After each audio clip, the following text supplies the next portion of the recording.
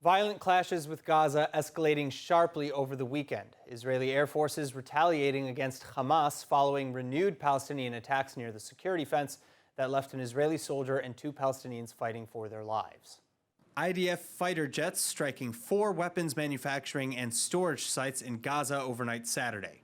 No casualties reported, but the targets belonging to the Palestinian terrorist group Hamas, and the IDF claiming responsibility for the strikes as retaliation for heavy rioting in the days prior.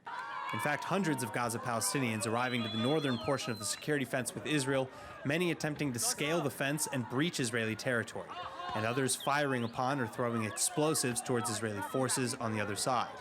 21-year-old Israeli Border Police Staff Sergeant Barel Haderia Shmueli, for one, shot in the head and evacuated to hospital. He remains in critical condition. Footage on social media showing the rioters apparently trying to steal Shmueli's weapon before firing into his sniper hole with a pistol.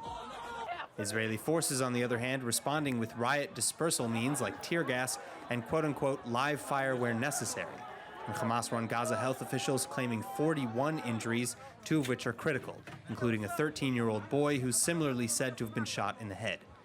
Still, the IDF expecting further violence, now bolstering forces around the Gaza border, including Iron Dome batteries, and concerns especially mounting as the weekend attacks come following the allowance of Qatari aid to flow into the Strip.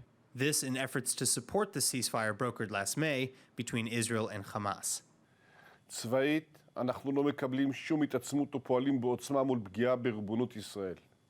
ומדינית, אנו מחזקים את הקשר עם הרשות הפלסטינית והגורמים המתונים באזור, תוך שאנחנו מאפשרים לפלסטינאים ברצועת עזה את התנאים ההומניטריים הבסיסיים הנדרשים להמשך החיים, לצד המשך המאמצים להשבת השבויים והנעדרים הביתה.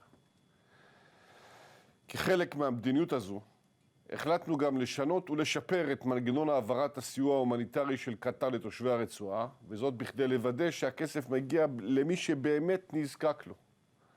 לצורך כך, עמדתי בקשר עם גורמים רשמיים בקטר שהבינו את הצורך הישראלי, ואני מודה להם על כך. Meantime, fighting apparently on multiple fronts. Syrian air defenses reportedly battling off an alleged Israeli aggression. Syrian military sources claiming that the IDF fired a burst of missiles from the southeast Beirut area late on Thursday night. The volley aimed towards targets near Homs and the Damascus countryside. Israeli army brass, however, refusing to comment on the strikes as per typical policy.